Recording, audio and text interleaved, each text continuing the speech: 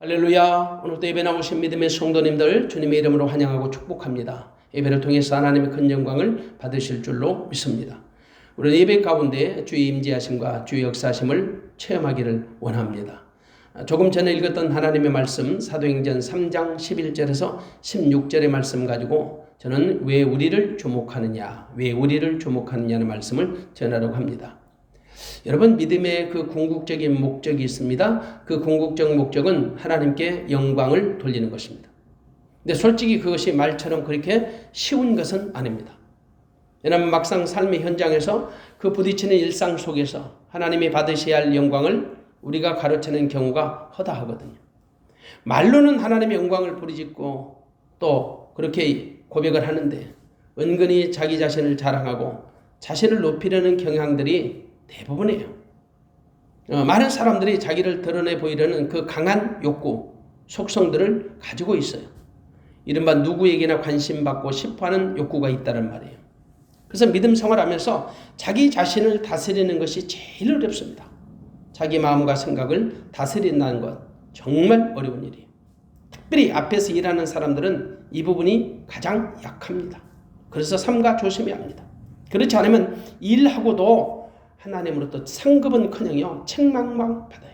책망받아요.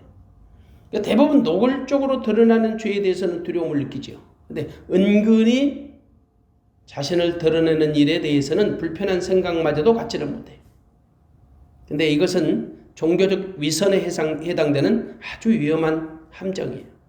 하나님이 받으실 영광을 가로채는 무서운 죄악이지요. 그래서 조심하라는 거예요.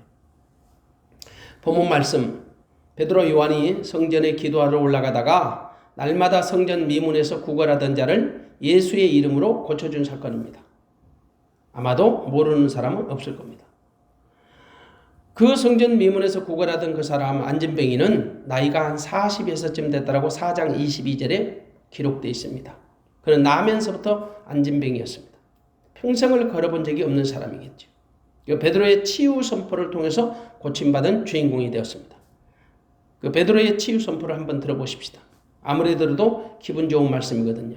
6절을 보십시오. 6절입니다. 베드로가 가로되 은과 금은 내게 없거니와 내게 있는 것으로 내게 주노니 곧 나사렛 예수 그리스도의 이름으로 걸으라. 은과 금은 내게 없거니와 내게 있는 것으로 내게 주노니 곧 나사렛 예수 그리스도의 이름으로 걸으라. 있는 것과 없는 것을 이제 비교해 줍니다. 내게 은과 금은 없다. 근데 있는 것이 있다. 예수의 이름이다. 그래서 내가 내게 예수의 이름으로 선포한다. 예수 그리스도의 이름으로 걸으라. 얼마나 멋있는 거예요. 감히 믿음이 없으면 어떻게 이런 선포를 할 수 있겠어요. 담대한 믿음, 담대한 선포입니다. 베드로는 복음의 본질을 충분히 아는 사람이죠. 그래서 복음 있는 대로 선포하는, 복음대로 선포하는 거예요. 사실 베드로와 요한은 아무것도 가지지 않는 무소유 그런 그리스도의 제자들이었습니다. 하지만 한 푼 달라고 없어 하는 그 안진뱅이의 청을 못 들은 척하고 지나갈 수는 없었어요. 그때 베드로가 옆에 있던 요한의 얼굴을 한번 쳐다봤죠. 주목한 거예요. 그리고 구걸하던 그 사람을 향해 우리를 보라고 외칩니다. 감히 고개를 들지 못하고 구걸하던 그 사람 얼마나 기뻤겠습니까? 그냥 조용히 동전 한 푼 던져주는 그 보통 사람들과는 달리 자기에게 만족할 만한 수준의 동량을 줄 수 있는 사람은 아닌지 어쩌면 설레는 밤 기대 반으로 그들을 쳐다봤을 겁니다. 그런데 베드로 입에서 나온 말이 안진뱅이를 실망시키기에 충분했어요. 동전 한 푼 주지 않으면서 전혀 들어보지 못한 황당무계한 말을 하거든요. 내게 은과 금은 없거니와 내게 있는 것으로 내게 주노니 나사렛 예수 그리스도의 이름으로 걸으라. 지금 이 안진뱅이가 필요한 것은 은과 금이라고 생각할 겁니다. 은과 금을 달라는데 은과 금이 없대요. 근데 자기에게 가진 게 있대요. 예수의 이름이래요. 그 예수의 이름으로 걸으라는 겁니다. 정말 알쏭달쏭한 말이었을 겁니다. 하지만 그 말씀은 분명히 복음의 진수입니다. 이 말씀을 듣고 믿으면 역사가 나타납니다. 분명히 베드로는 자기에게 가진 것 없었습니다. 그러나 그에게 가진 것이 있었습니다. 그에게 은과 금은 없어도 예수님을 그들은 가지고 있었습니다. 그는 물질은 없었어도 예수님을 소유하고 있었던 거예요. 예수님이 그들의 자산이었습니다. 그들의 삶의 전부였습니다. 예수 이름만 가지면 못할 것이 없고 못 고칠 질병도 없기 때문입니다. 그는 이제 자기에게 있는 예수님을 안진뱅에게 나눠주기로 했습니다. 그는 아낌없이 자기 안에 있는 예수님을 그에게 주고 싶었던 거예요. 물론 예수님의 이름을 주고 싶었던 거지. 그가 베드로의 선물을 받기만 하면 인생이 바뀌게 됩니다. 역사가 나타나니까 한마디로 운명이 바뀌는 거죠. 그동안 그는 40년 동안 한 번도 걸어본 적이 없는 안진뱅이 걷게 될 것입니다. 예수님의 이름은 구원의 이름이고 권세와 능력의 이름이기 때문에 그래요. 그 이름 앞에 모든 원수가 무릎을 꿇는 이름이 됩니다. 베드로는 그 이름으로 당당하게 선포했습니다. 그리고 예수 그리스도의 이름으로 일어나 걸으라고 명령했습니다.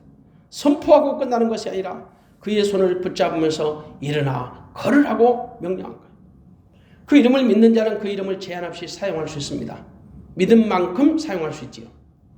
그러나 그 이름을 믿지 않는 자는 그 이름을 사용할 수 없을 뿐만 아니라 그 이름의 영광도 볼 수도 없습니다.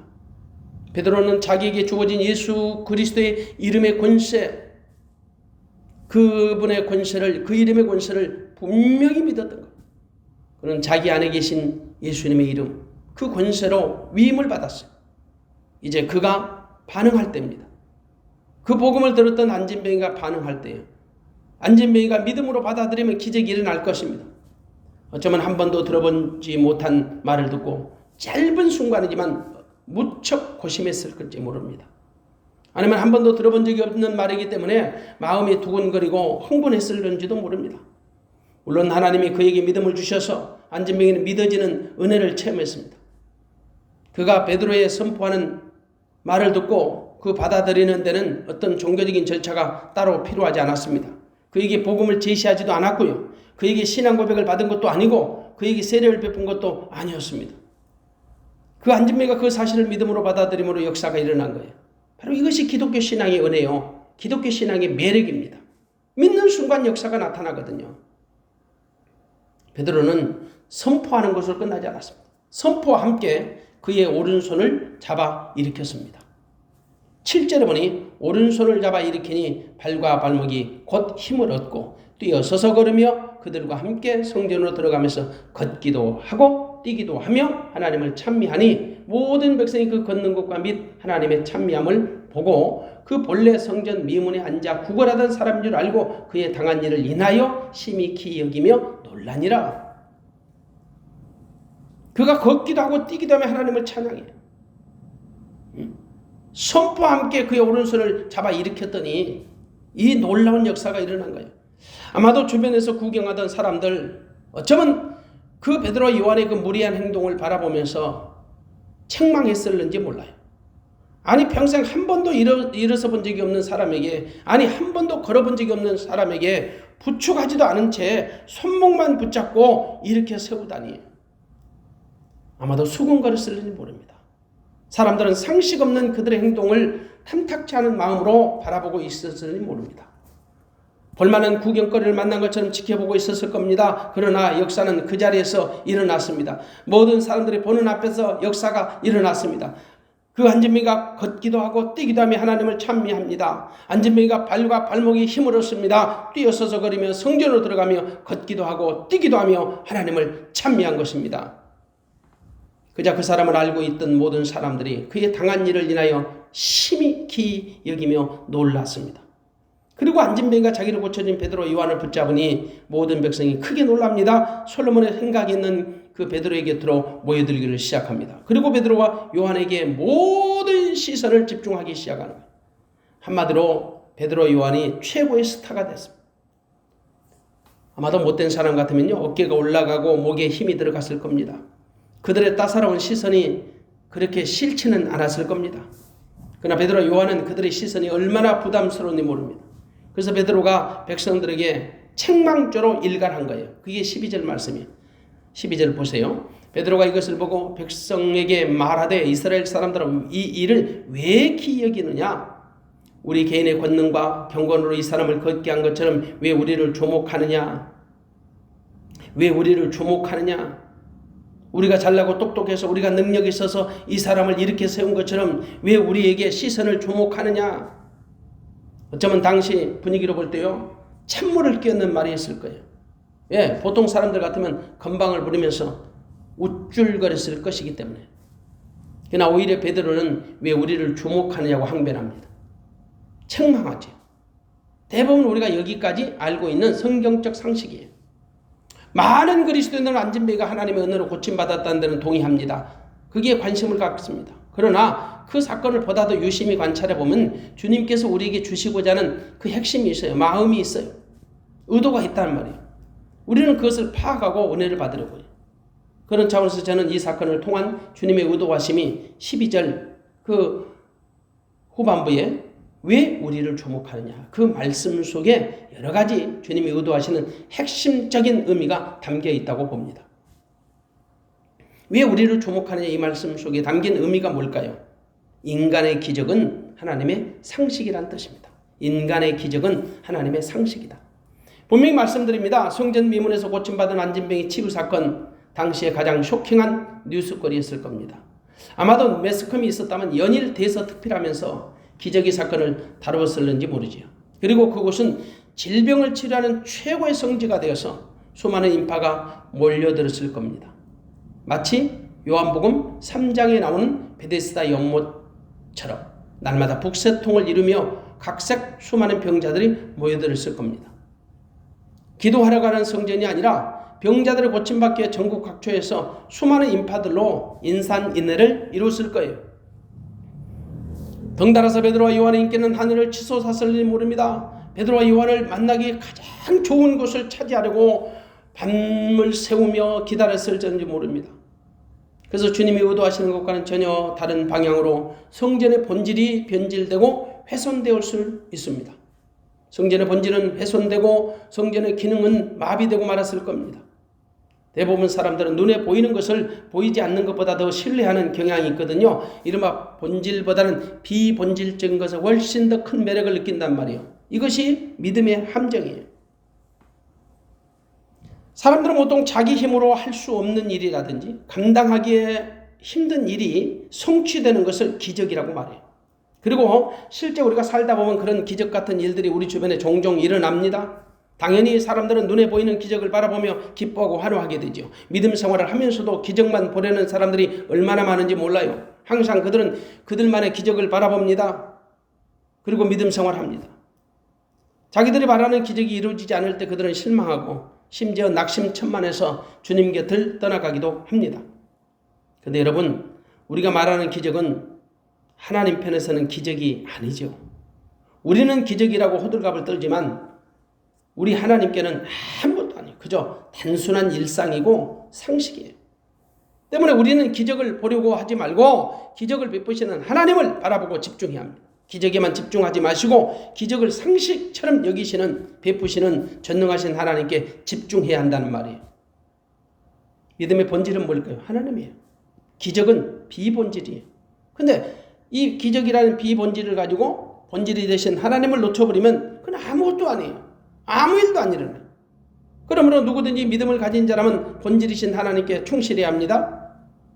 성전 미문의 안진뱅이 한 사람 고치는 것이 인간 편에서는 분명히 엄청난 기적인 건 사실입니다. 근데 죽은 자를 살리시는 주님 앞에 그것이 무슨 기적이라고 말할 수 있겠어요? 물론 안진뱅이를 아는 모든 사람들은 그가 치유받은 일로 인해서 심히 기억이며 놀랐습니다. 그래서 고침받은 사람이 베드로와 요한을 붙들고 난리를 부립니다. 그리고 주변에 수많은 인파가 모여들기 시작한 거예요. 베드로 요한이 얼마나 당황했을 것 같습니까? 왜냐? 주님께 향하는 마음의 시선을, 주님께 향하는 그들의 시선을 마치 도적질하는 것 같은 그런 황당한 생각을 가졌을 수 있습니다. 그래서 주님께 향하는 마음의 시선을 도적질하지 말라는 거예요. 왜 우리를 주목하느냐? 주님께 향할 당신들의 시선을 우리가 도적질하지 않겠다라는 거예요. 우리들의 시선이 베드로와 요한에게는 매우 부담스러웠던 모양이에요. 그래서 12절을 보면 왜 이런 일을 기여기느냐 그렇게 반문하죠. 오히려 이 사람을 걷게 한 것이 우리의 개인의 권능이나 경건으로 한 것처럼 왜 우리를 주목하느냐 그렇게 반문한 거예요. 이 사람을 걷게 한 것이 우리 개인의 권능이나 경건으로 한 것이 아니다. 우리 등 뒤에서 역사하시는, 우리를 통하여 일하시는 주님이 그 능력을 베푸신 것이다. 주님의 일이다. 그럼 우리를 보지 말고 주님을 바라보는 거예요. 사실 이 소리는 예수님의 제자들이 마땅히 가져야 할 소리예요. 주의 종들은 이런 자세를 가져야 합니다. 근데 만일 그들이 건방진 제자들이었다면, 혹은 교만한 제자들이었다면, 혹은 설익은 제자들이었다면 어쩌면 무리들의 시선을 즐겼을는지 몰라요. 우쭐거렸을 겁니다. 사실 오늘날 주의 종들에게 이런 정신, 이런 마음들이 부족해요. 어쩌면 이들과는 정반대의 생각을 가지고 주의 종들이 목회라는 이름으로 살아가는지 모릅니다. 오히려 자기들에게 시선을 빼앗기 위해서 온갖 추태를 다 부리는지도 모르죠. 참으로 안타깝고 비극적인 일들이에요. 오늘날 수많은 목회자들이 교회라는 간판을 걸고 목회라는 명목으로 자기들을 추종하는 집단과 세력을 만들고 그들의 시선을 뺏어가는 경우가 허다하거든요. 주님으로 향해야 할 그들의 시선을 자기들이 다 가로채버려요. 심지어 하나님께서 맡겨주신 양들의 마음을 자기들에게 고정하도록 훔쳐가버려요. 영적 도적이에요. 도대체 우리에게는 왜 그런 베드로 요한이 외쳤던 이런 마음 없는 것일까? 왜 우리를 주목하느냐고 반문하는 마음이 없느냐는 말이에요. 오히려 왜 우리를 주목하지 않느냐? 왜 우리를 쳐다보지 않느냐? 왜 우리를 기억하지 않느냐? 왜 우리를 생각하지 않느냐고 불평하고 푸념하는지 몰라요. 물론 다 그런 것은 아니겠죠. 근데 상당수 사역자들이 은근히 자신들에게 집중되는 시선을 즐기고 동경하는 것은 아닐까, 이런 착각을 합니다. 분명히 그런 사역자들도 많을 겁니다. 그들은 자기에게 집중하지 않은 무리들을 향해서 오히려 책망하고 불평할 것입니다. 하나님이 맡겨주신 양떼를 마치 자기 애들의 양떼인 것처럼 착각할 것입니다. 지금은요, 영계가 혼탁이에요. 영적 공기가 매우 혼탁한 세대에 우리가 살고 있어요. 어쩌면 진짜는 가짜 같고요, 가짜는 진짜 같은 세대예요. 분별하기가 쉽지 않아요. 그런데 알고 보면 진짜와 가짜 분별하는 것 정말 쉽습니다. 무엇에 집중하는지를 보면요, 진짜와 가짜가 확연하게 드러나요. 그리고 비록 집중할지라도 누구에게 집중하게 하는지를 보면 알 수 있어요. 자기 자신에게 시선을 집중케 하는 자는 의심할 것 없이 가짜입니다. 하지만 진짜는 모든 시선을 주님께 집중시킵니다. 모든 마음을 주님께 고정시킵니다. 모든 믿음을 주님께 향하게 합니다. 이 사람은 진짜입니다. 믿음은 우리 마음이나 시선을 주님께 고정시키고 집중하는 것이거든. 근데 가짜들은 주님께 집중되는 시선이나 마음을요, 자기에게 돌리도록 도적질해버려요. 훔쳐가버려요. 일례로 들어볼까요? 성경에 나오는 바리새인들이 대표적인 사례예요. 그들은 다른 사람에게 물귀신작전을 씁니다.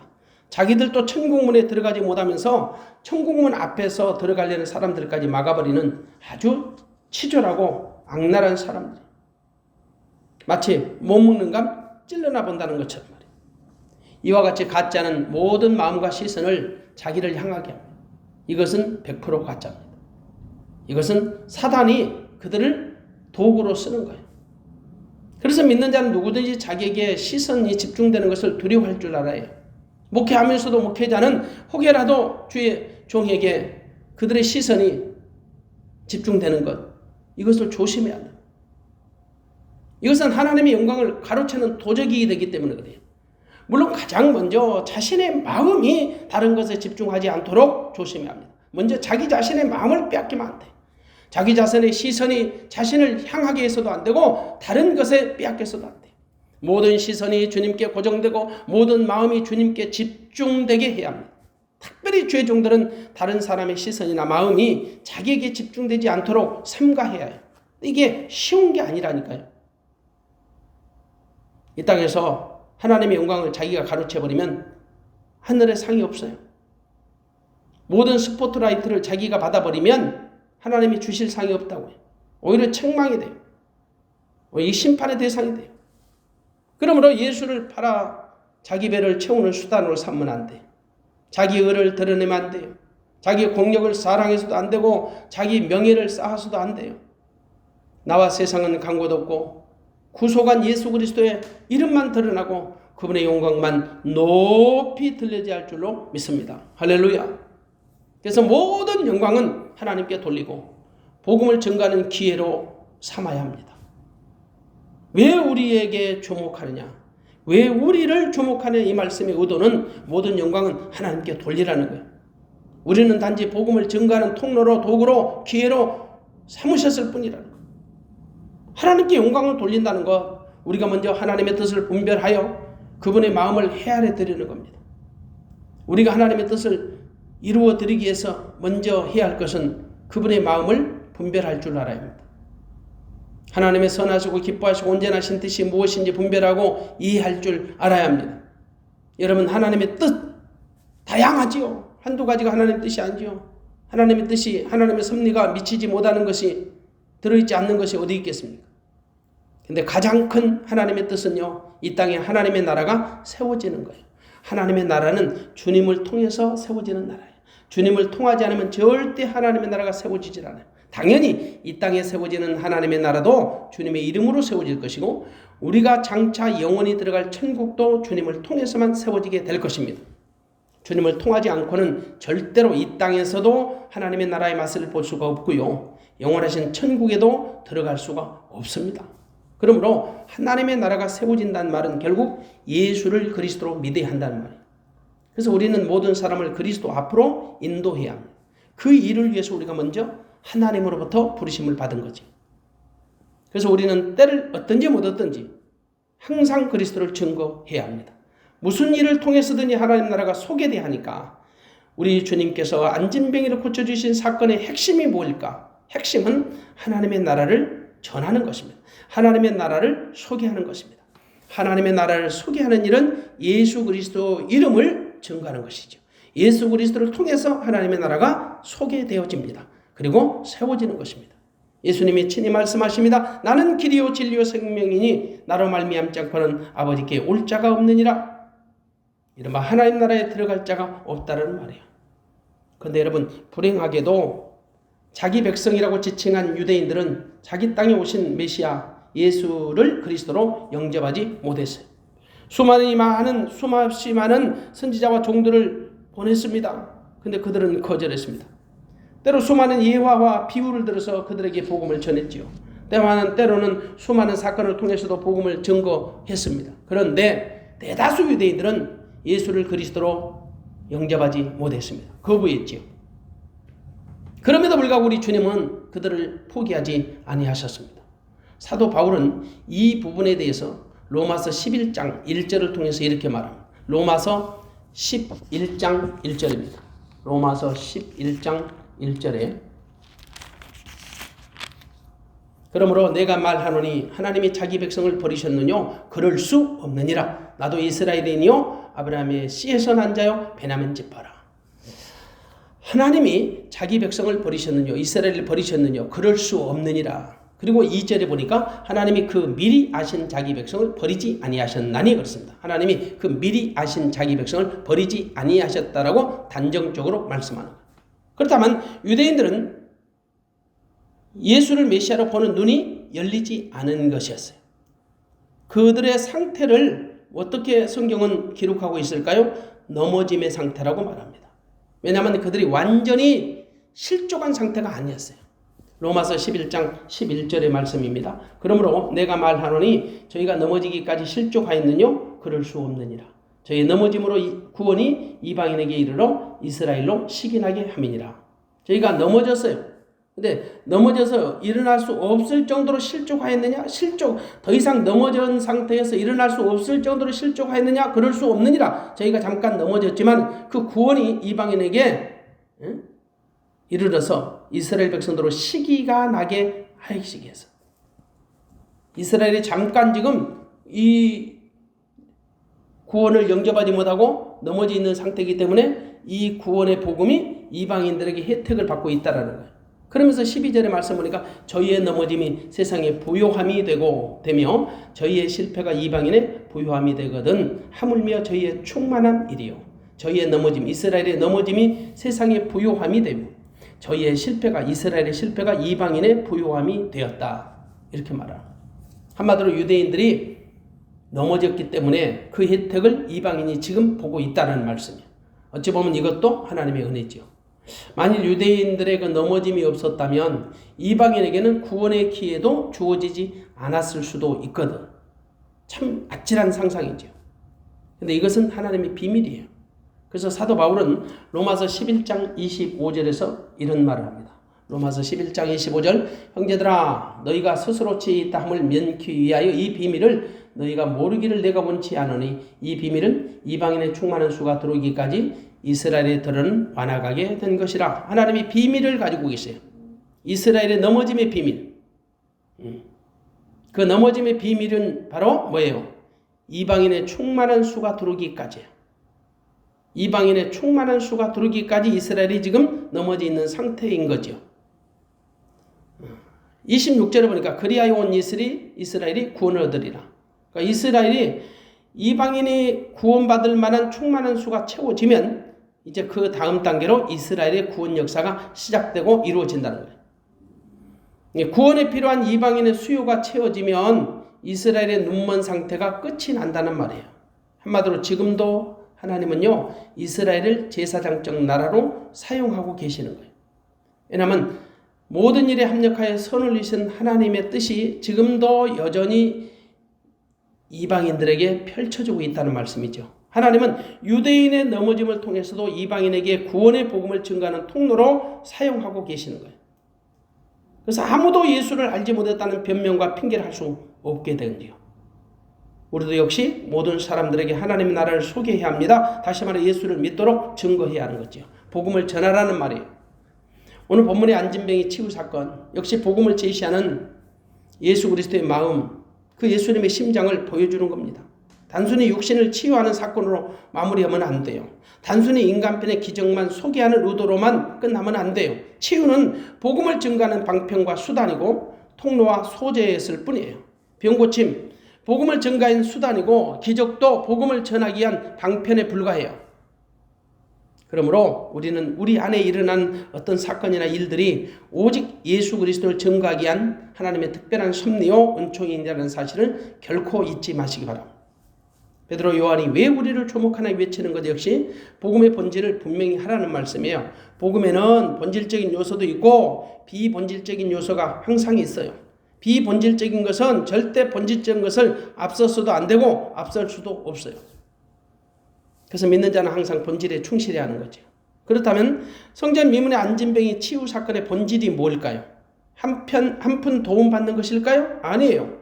그러면 안진뱅이의 육신적인 치유가 바로 본질일까요? 그것도 아니에요.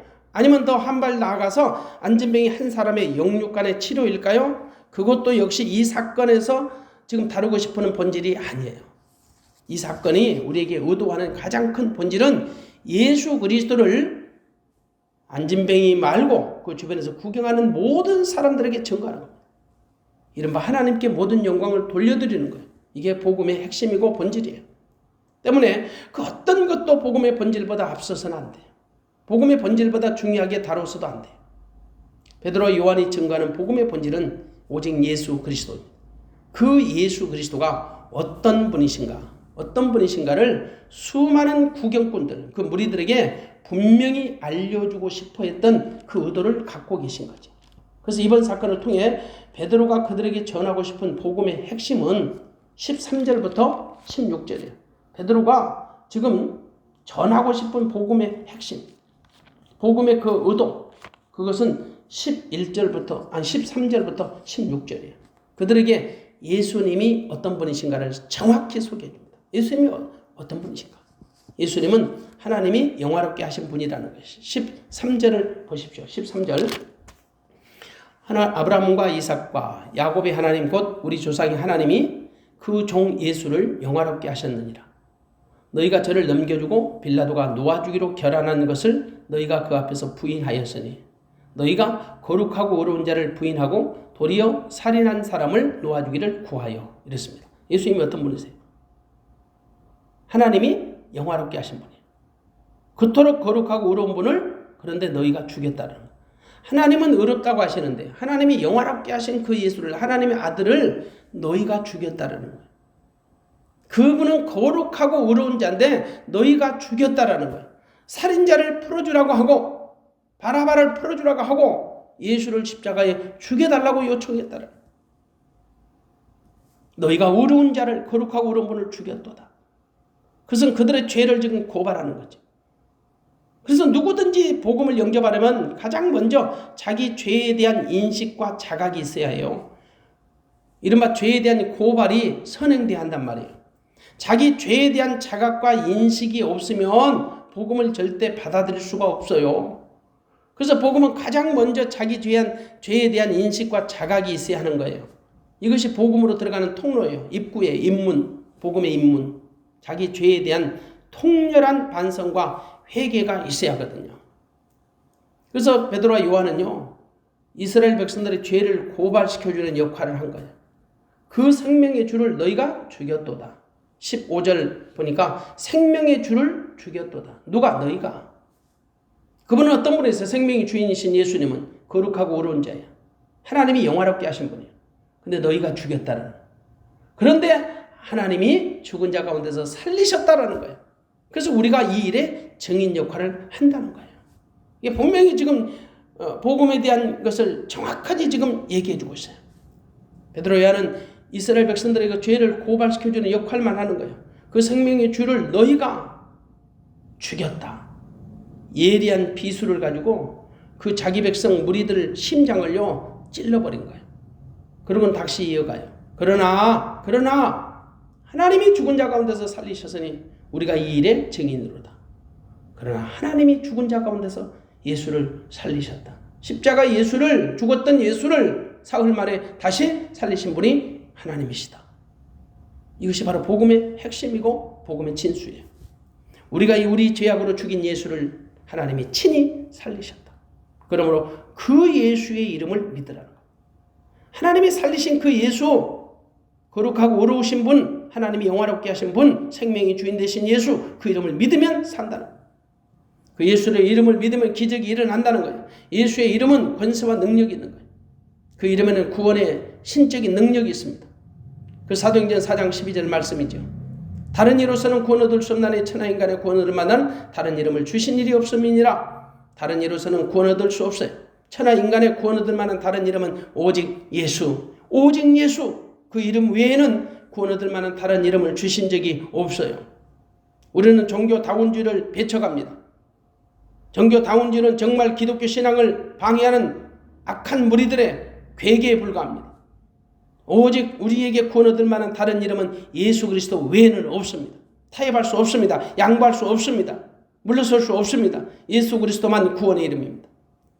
예수 그리스도 이름으로 성전 미문에서 구걸하던 그 안진뱅이가 고침받게 되었습니다. 베드로가 자기에게 있는 이름, 예수 그리스도의 이름을 그에게 주었기 때문에. 그래서 베드로와 요한이요, 더 이상 자기들에게 주목하는 백성들을 향하여 왜 우리를 주목하느냐 그렇게 외친 거예요. 왜 우리를 주목하느냐고, 왜 우리를 쳐다보느냐고, 왜 우리가 너희들을 고친 것처럼 우리가 그렇게 능력 있고 경건의 역사를 이룬 것처럼 왜 우리에게 집중하느냐, 왜 우리를 주목하느냐. 자기들은 예수님의 이름만 전달하는 도구라는 거죠. 그 이름을 믿음으로, 그 이름이 너희 보고 아는 이 사람을 성하게 하였나니 예수로 말미암아 난 믿음이 너희 모든 사람 앞에서 이같이 완전히 낫게 하였느니라. 그 이름을 믿음으로, 그 이름 예수가 너희 보고 아는 이 사람을, 너희가 보고 아는 이 사람, 예전부터 너희들이 보고 알았던 이 사람을 성하게 하였나니, 고쳤나니 예수로 말미암아 난 믿음이, 예수님을 믿는 믿음이 너희 모든 사람 앞에서 이같이 완전히 낫게 하였느니라. 예수의 이름을 믿음으로 말미암아 40년 동안 안진뱅이 역할을 했던 그 자를 고칠 수가 있었다는 겁니다. 여러분, 이 예수를 믿음으로 말미암아 아주 놀라운 기적이, 놀라운 역사가 일어나게 된 것입니다. 그래서 베드로와 요한은 더 이상 자기들에게 주목하는 백성들에게 주저없이 왜 우리를 주목하느냐고 외친 거예요. 자기들은 예수님의 이름을 전달하는 통로, 도구에 불과하잖아요. 저는 오늘 이 말씀을 전하면서 결론을 이사야서 10장 15절의 말씀으로 마치려고 합니다. 이사야서 10장 15절. 이사야서 10장 15절 말씀으로 저는 이 말씀의 결론을 맺으려고 합니다. 도끼가 어찌 찍는 자에게 스스로 자랑하겠으며 톱이 어찌 켜는 자에게 스스로 큰 체하겠느냐. 이는 막대기가 자기를 드는 자를 움직이려 하며 몽둥이가 나무 아닌 사람을 들려 함과 일반이로다. 여기서 보면 톱이 나오죠. 도끼가 나오죠. 몽둥이가 나오죠. 막대기가 나오죠. 베드로는 단지 도끼요, 톱이요, 막대기요, 몽둥이에 불과한 거예요. 도끼를 찍는 자가 있고 톱을 켜는 자가 있어요. 막대기를 드는 자가 있고 몽둥이를 가지고 드는 자가 있어요. 그분이 봐요. 절대자이신 하나님이세요. 그죠? 하나님의 영광을 드러내는 통로가 베드로였던 거예요. 그래서 베드로는 도끼요, 톱이요, 막대기요, 몽둥이였던 거예요. 근데 우리는 도끼와 톱과 막대기와 몽둥이면서도 불구하고 우리가 마치 찍는 자, 켜는 자, 드는 자 같이 그런 착각을 해요. 절대 여러분 월권하지 마십시오. 더 이상 하나님의 영역을 침범하지 마십시오. 베드로와 요한은 더 이상 자기에게 주목하는 사람들을 향하여 얼마나 불편했던지 왜 우리를 주목하느냐고 탄식하며 항변하며 책망하며 일갈했던 거예요. 그들은 오직 예수 그리스도 이름을 주목하라는 거예요. 예수님의 능력, 예수님의 권세를 주목하라는 거예요. 그것이 바로 베드로와 요한이 왜 우리를 주목하느냐 그렇게 외쳤던 목적인 거예요.